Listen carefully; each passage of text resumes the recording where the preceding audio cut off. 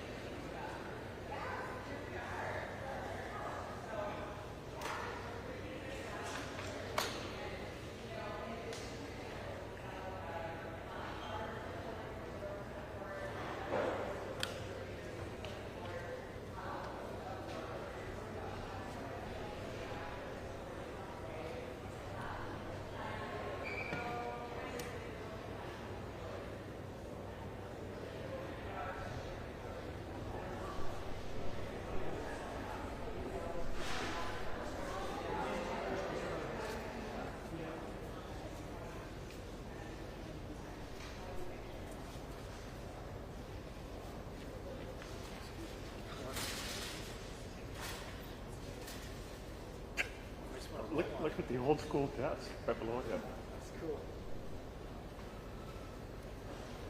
I'm old enough to remember when these were new school desks. Well, I don't.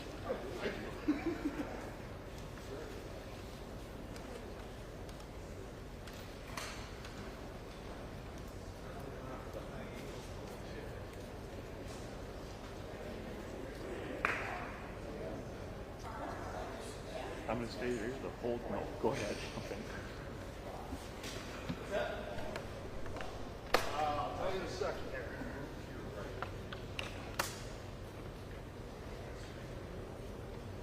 Mic check, test 1, 2. We got it.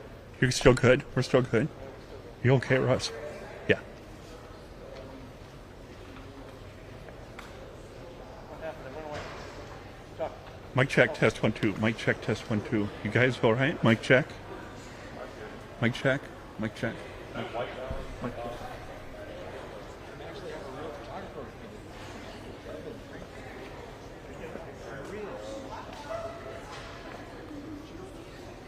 No, you're fine. Ron, you got it? Yeah, I did already. Thank you. Yep. You get about 47?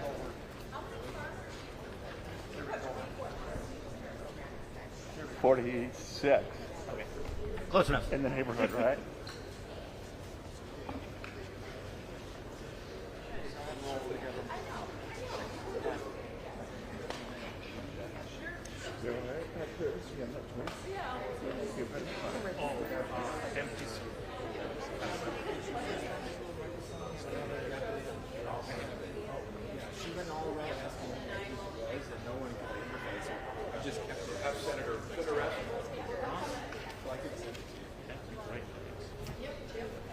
So excited for you.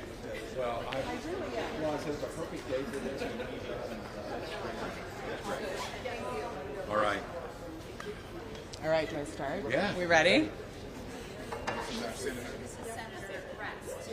Assistant Administrator Deborah Shore from Regional 5. All right. Well, welcome everyone to the food group. We are so glad to have you here and have these amazing folks here. I'm Sophie Lenars-Coy. I'm the executive director. So we are absolutely honored to host this morning Governor Walz, representatives from the EPA, and so many other important state leaders and elected officials to see how we are thinking about climate-smart strategies to improve our food system here in Minnesota. We're also so excited about the $200 million EPA investment in climate-smart food systems in Minnesota. And this isn't just about how we grow food, right? It's wide-ranging to cover things like food insecurity, food waste prevention, innovative strategies on transportation and agriculture. And that really fits with what we do at the food group, because at the food group we envision a more just and equitable food system. And we think about that holistically from production to distribution. So we provide local, culturally connected foods to food shelf partners and support in other ways food shelves across the state of Minnesota. We invest in education for emerging farmers, thinking about how to farm sustainably and how to implement climate smart strategies. We expand land access opportunities for emerging farmers through an innovative pilot project called Agrivoltaics, partnering with solar producers and farm access. We partner with volunteers to glean and reclaim produce and make sure that that gets to folks who need it most in our communities. And we bring affordable groceries to neighborhoods where there isn't appropriate access, and we do that on our fabulous propane-powered, eco-friendly bus that you saw out front.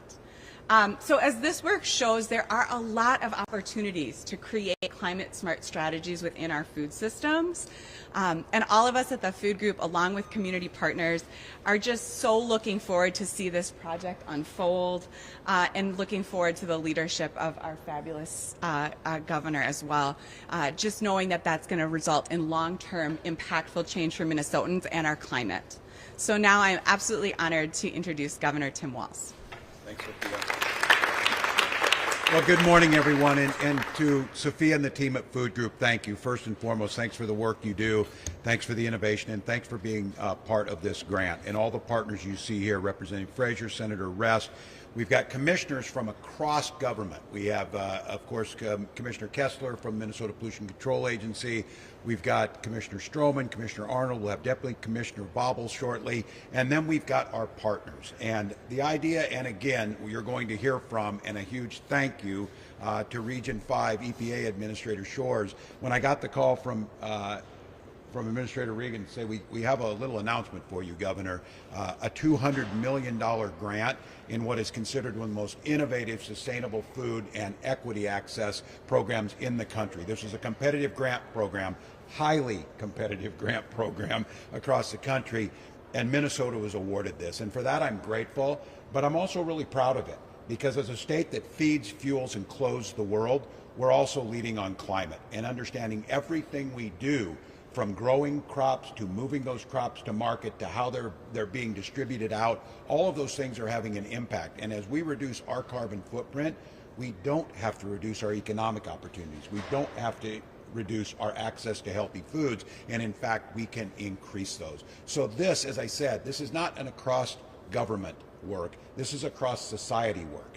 We had cities, counties, state government, federal government help, nonprofits, tribal leadership, all of the groups coming together to say, as a state that produces as much food as any place in the world, that folks here are going to have access to that food, and we're going to do it in a sustainable manner. And I'm incredibly proud that the emphasis on reducing hunger, especially amongst our children, is starting to show amazing results. And what we know is if a child can have a safe place to live, can have enough food in their belly, they get an opportunity to go to school, to learn, to thrive. Those are communities' work. And I just want to say again a thank you for this idea of culturally appropriate work. We talked about the Sudanese farm you saw out front, and then the bigger one that they have, 150 acres. The connection between the elders in a community and the children and into sustainable farming practices has all kinds of positive societal impacts. And that's what the folks at Food Group and all the partners that are a part of this. So this work is being done. But for so many times, if there's more resources, we can do more work. I know everybody, the old saying is it's not always about the money. Yeah, sometimes it is about the money. And if we have the money to do the good work and we have a proven program that works, we put ourselves in a competitive process and are getting today $200 million to invest in exactly this type of good work. So it's a great day for Minnesota. It's a great day. I'm grateful for all the folks who are here.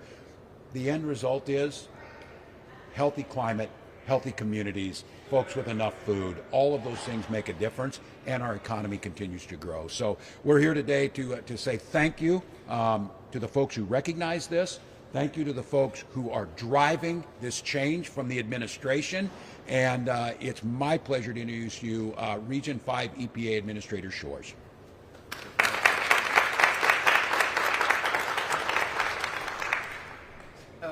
Good morning, everyone. I am so thrilled to be here to be part of the announcement of the selection of this Minnesota collaboration. Governor Walz is right. This was a highly competitive grants process. We had 300 applications, only 25 were selected. And Minnesota's was one of 4 in Region 5.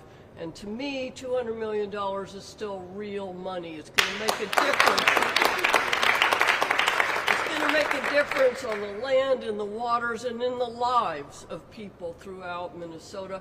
And I think with this focus on agriculture and climate-smart practices, Minnesota will continue to be a leader and have those practices scalable and shareable with other Midwestern states, and that's going to be so important as well.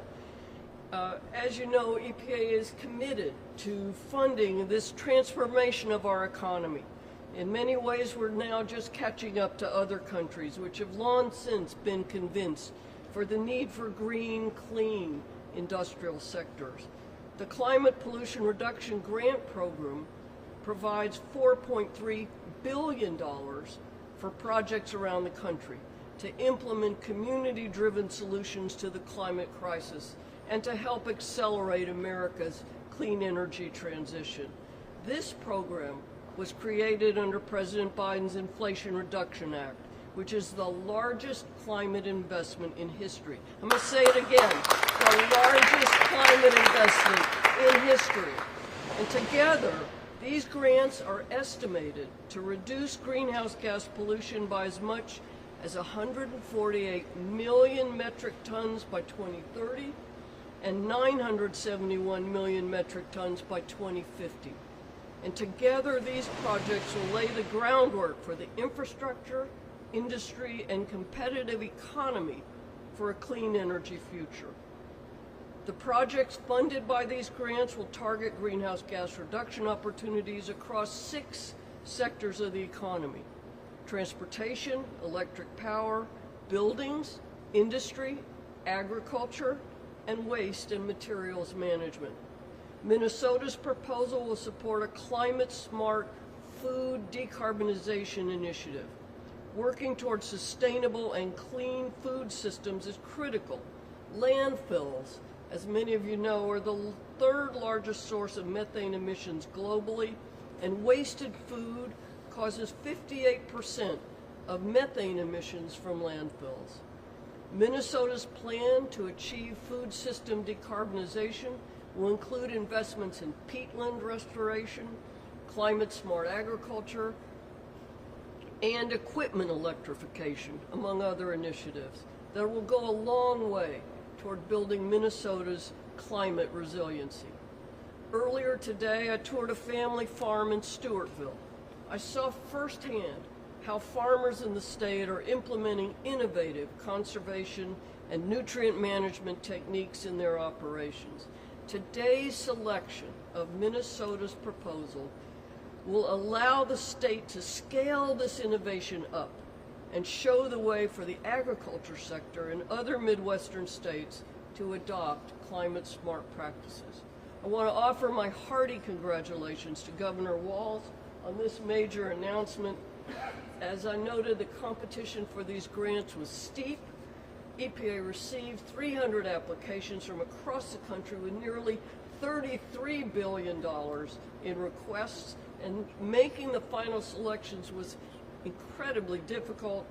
We're looking forward to working with Minnesota as this project develops. I can't wait to see the results. Thank you so much. Now I turn to the question.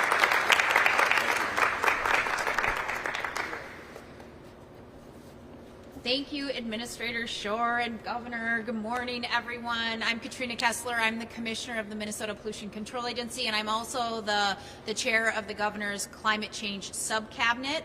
And I couldn't be more excited and proud to celebrate with you all the historic investment from EPA. Again, thank you so much to the Administrator for being here. This is an investment that will transform our food system for generations to come. Thank you so much to Sophia and everyone at the food group. What a fabulous facility. You are doing fantastic work. when you think about the distribution of affordable and healthy foods, training emerging farmers in sustainable and culturally sensitive practices, this is the work that we all need to be doing around climate change. And thank you to the members of the Climate Change Subcabinet who are here today and who will help us all lead to implement this grant across the state. We have Department of Agriculture, Department of Natural Resources, Health, Commerce, and others. The reality of climate change in Minnesota has never felt so close to home. You see the amount of rain we're getting, you saw the warmest winter on record.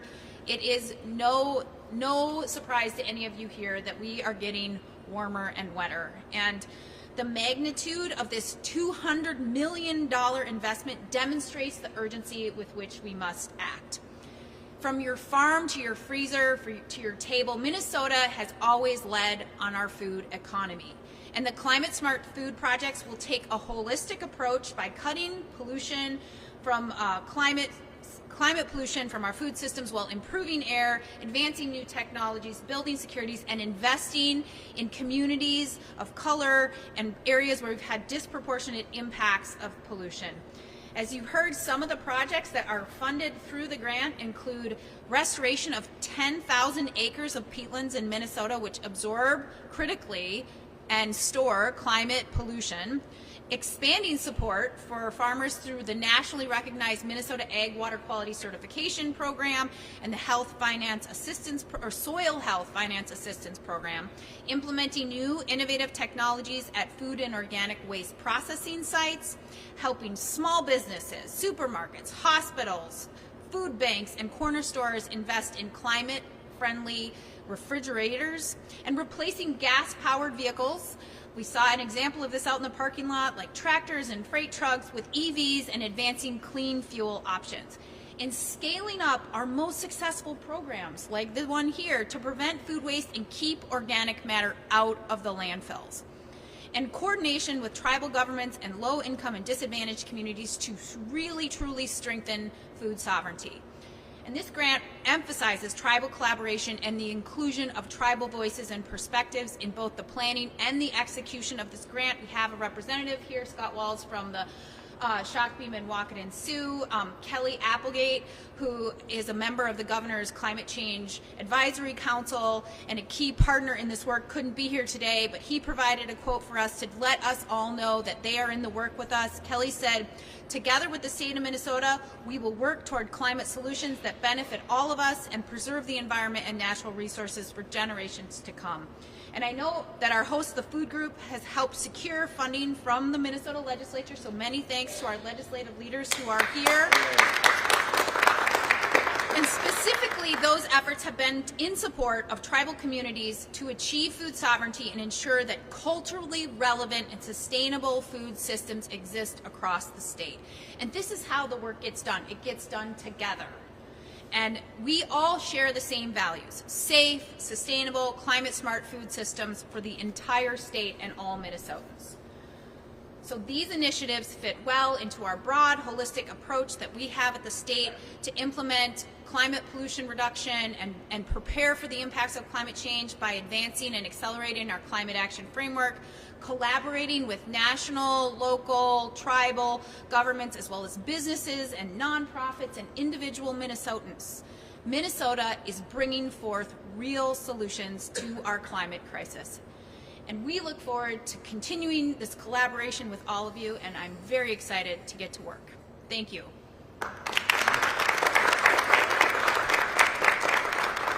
So we're happy to answer questions that people have now, and we have a number of experts up here and others in the crowd if people want more details. Commissioner, $200 million, obviously a lot of money.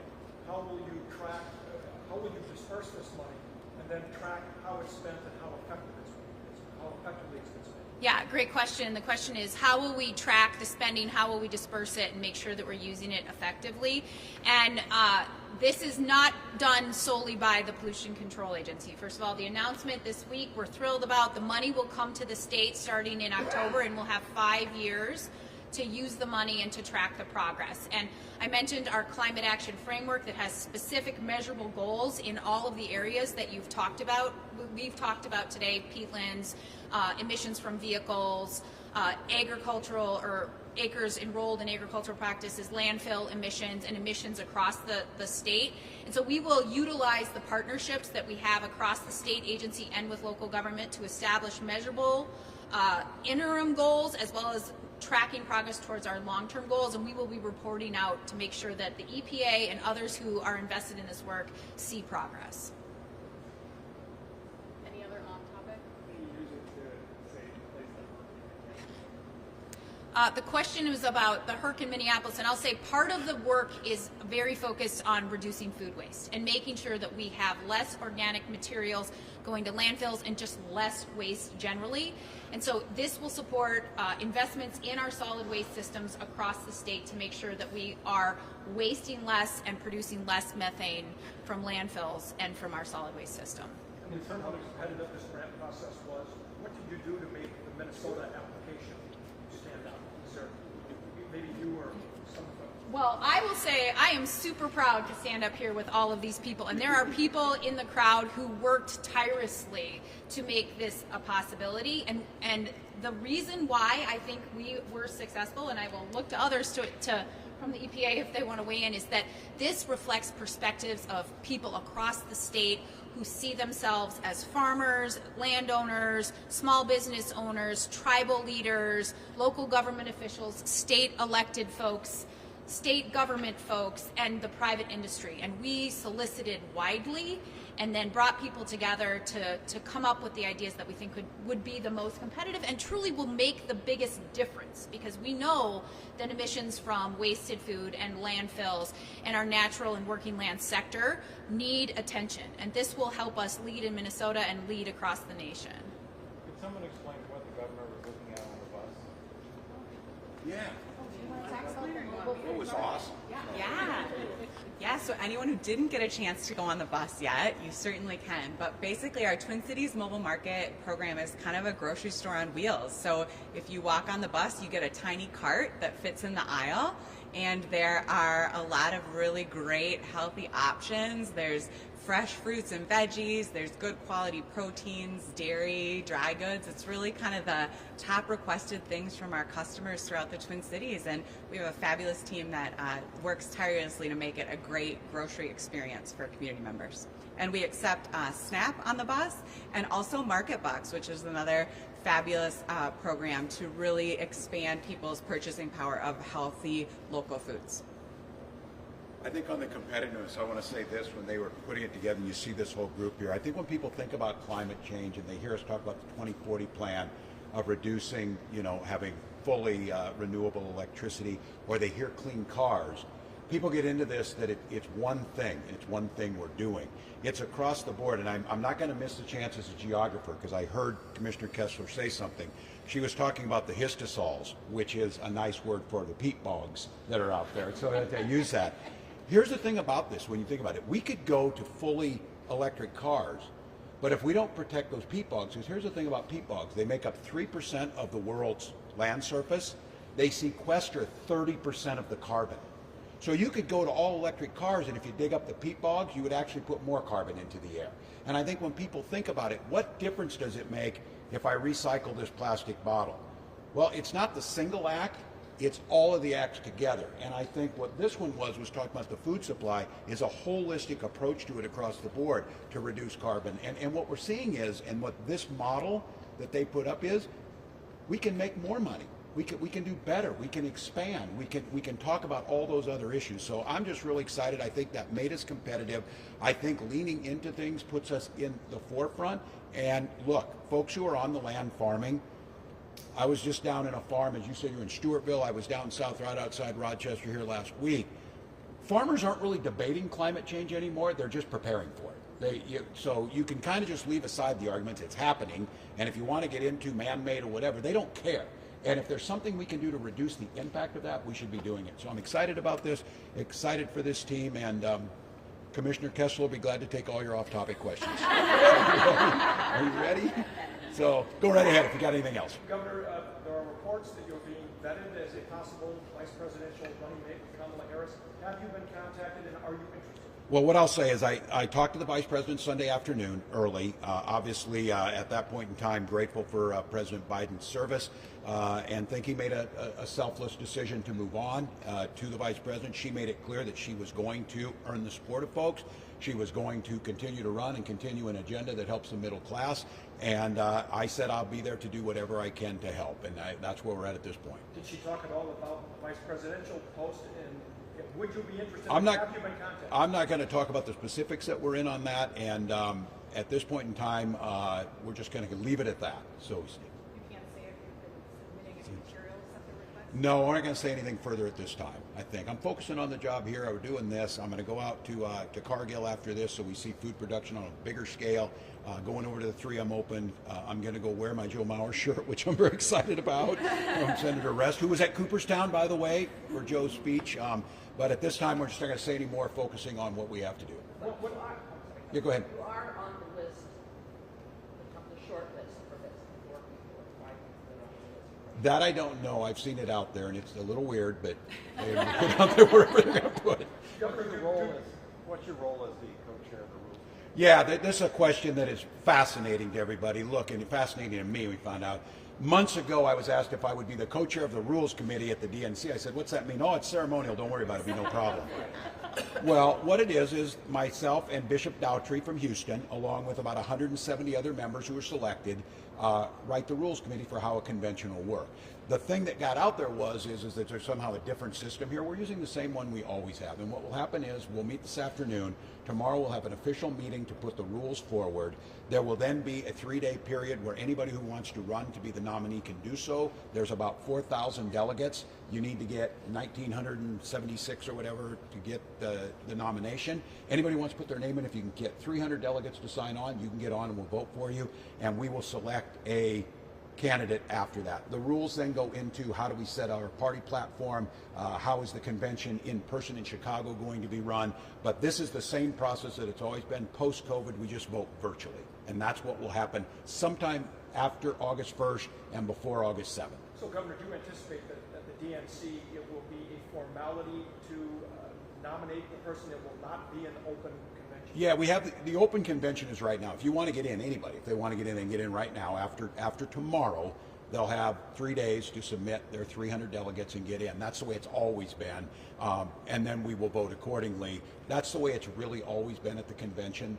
I guess there's been 68 or whatever it might be, a little bit of chaos. That won't happen this time, and the reason it won't happen is that we've got a great candidate. We've got one that folks lined up behind Kamala Harris, that they're making the case that this administration is moving us forward and they want to continue on. So Chicago will be other business. But the winner of that roll call will essentially be Yes. the nominee Who will accept. formally nominated at the DNC. Yes, and that's the way it was done last time too. Do you anticipate, as at having a Republican convention, that the vice presidential nominee was announced right at the beginning of the convention, kind of stirring up excitement? Do you think this vice president pick will be named? That I don't know. I don't have an insight. The DNC Rules Committee doesn't pick the vice president. We set the system to pick the nominee, and it's up to the nominee when they decide to pick their running mate. And they can pick him anytime, even though. Yeah. You were with One Vice more. President Harris in March at an abortion clinic Yes. in St. Paul. I just want to hear your reflections on her during that appearance and that historic thing. Yeah, I think it speaks volumes. Look, we've already seen this, that the attacks, there's nothing coming out about what the plan is on the other side. The attacks are we have a woman running as the nominee, a woman of color no less, a black woman running for president. That seems to be what the problem is. What I'm focusing on is we have someone who had the courage to stand in a reproductive health clinic for the first time in American history and to say we're going to protect reproductive rights. And when I was with her, just the energy around this, the ability to talk about it. But of that visit, the thing that I just loved the most, and I think it speaks volumes to who she was, they do these stops, these off-the-record stops. The reporters are familiar with this. They'll go into a coffee shop or whatever and say hi or have an ice cream cone or whatever. We suggested, why don't you stop at Central High School and talk to the softball team? And they did it, which is a little risky, I guess, because it wasn't planned or whatever. What I saw there is to watch the word filter down when the young women who were practicing softball all of a sudden said, oh my God, it's the vice president. And to see them gather around her and her to talk about, look, you can do everything you want. I'm the vice president of the United States. And for me, energizing. And I think you saw it yesterday. Look, President Biden has been an incredible president, best of my lifetime. But we were struggling to get a message out. We were struggling to talk about things that weren't about healthcare, weren't about the economy, weren't about climate change. Now we've got that opportunity, and there was an explosion of it. And I have to tell you, this is just me. This is my canary in the coal mine, or litmus test, if you will. I learned about Brat Summer from my daughter talking about this, and she's telling me TikTok is on fire. And TikTok had not had anything talking about politics in a positive way. Now it's out there. Governor, final thing about this, 3 weeks Let's ago. wrap it with Tom here. No, I'll get this one. Why do you stand next to Tom if you want to get this? So, on the topic No. of President Biden's decision to step aside, Yeah. Do you think that should have come sooner into the Well, I think that's a question President Biden has to answer. What I keep saying is, for everybody, look, aging is not a conspiracy, and it happens. And I'm not going to speculate, but I think it got to the point where the president said, "Look, this is becoming too difficult. We can't do it." And I think a lot of people saying, "Look, he's doing the job. I have no question with that. It's no problem to do it." But I'll tell you, from now until 4 years from now, those are valid questions that I think a lot of folks were legitimately asking, and it got answered. And I think that's what the issue is. So, Final thing I have. Yeah, I'll come over here. 3 weeks ago, you met with President Biden, thought he was fit for office. A year ago, Dean Phillips said he wasn't fit for office. Do Democrats owe Dean Phillips an apology? no, I think everybody has their right to say that. Dean knew that this was going to be a decision that would come down. I think retrospectively people would say this, and I'll go back to this thing again about aging, and those know about ourselves or our parents. It happens at different rates for different people, and I think we got to the point here. Ideal timing? No, certainly not, but look, there's plenty of time to go. There's lots of excitement.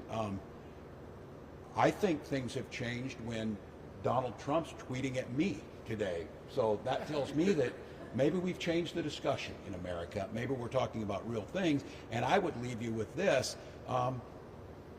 Let's see a plan from both sides on how to reduce hunger in America, how to reduce carbon, how to work together, how to build up communities, how to make equity on this. I mean, attacking, your first thing to do is attack the president for who she is, not what she's done, is ridiculous. So I'm looking forward to that, looking forward to the next 104 days, and I think for all of us it feels like there's a burst of new energy and a discussion we should have. Let's talk policy over this partisan politics that gets really divisive. So thank you all. Grateful.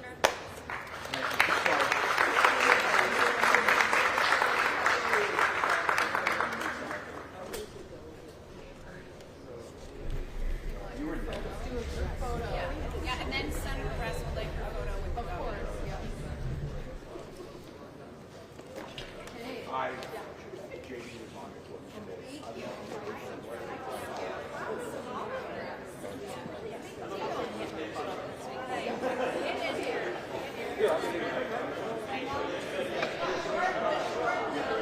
Oh, yeah, Commissioner.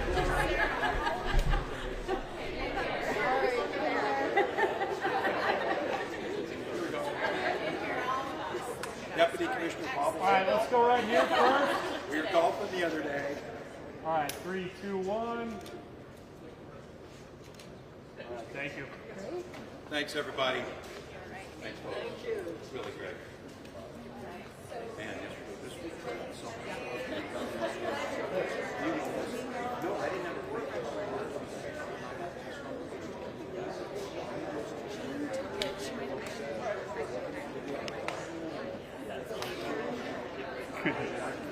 Oh, sorry.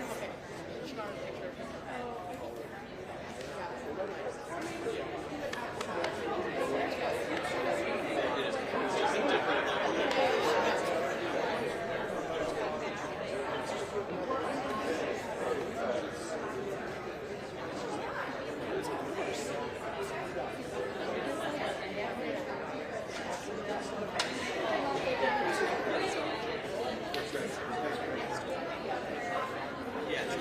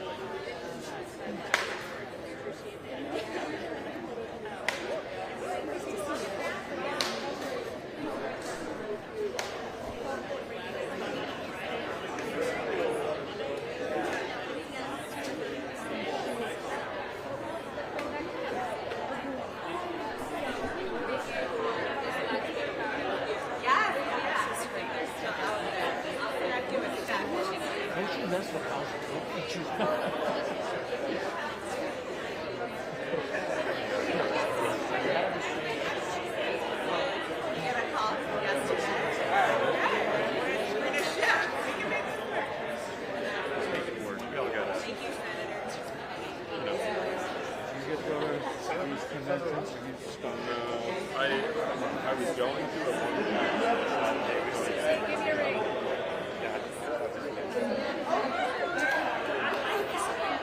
Nope, nope.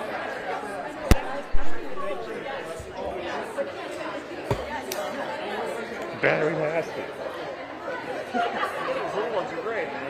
Until they're not. until they're not. As long as you're charged.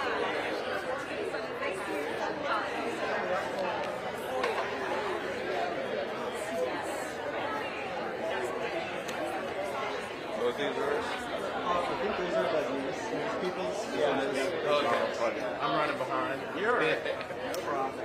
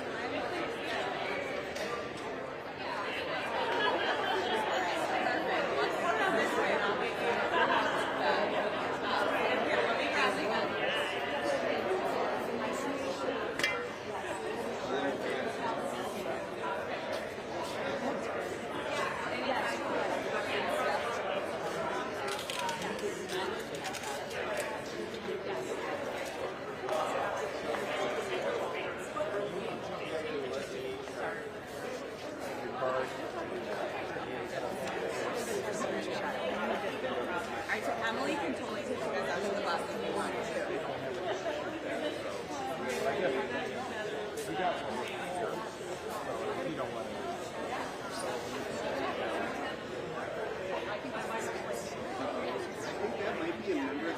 Yeah, I know. I think it's his right there.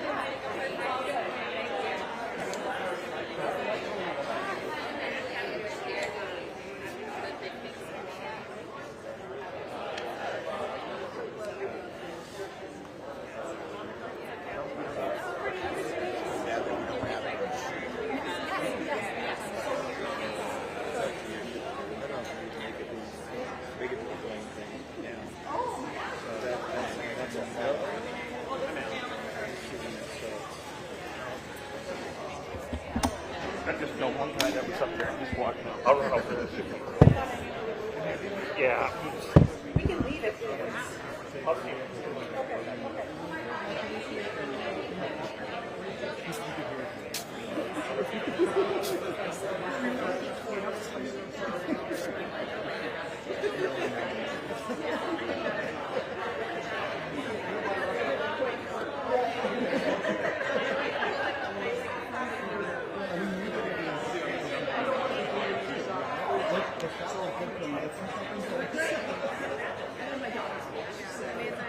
And they said, my little one said, nice to meet you. Okay, great. Thanks so much. Have a good day. You too.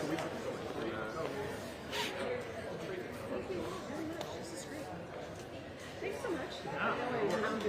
Thank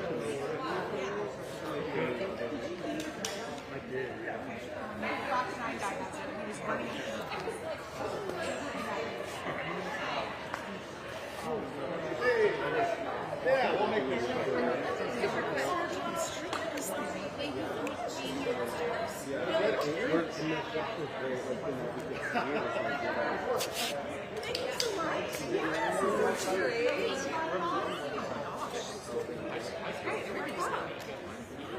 Thanks for returning. I guess we can leave a message and say, That's a call you. That's like this. Yeah, that's a call you return, though. Yeah, that would be I think it was right on it. And then you were great all day yesterday. So thanks for whipping it all together. It looked great. It's natural. The signage is actually it's actually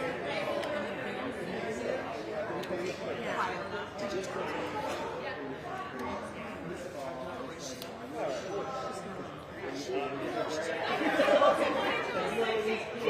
This person here.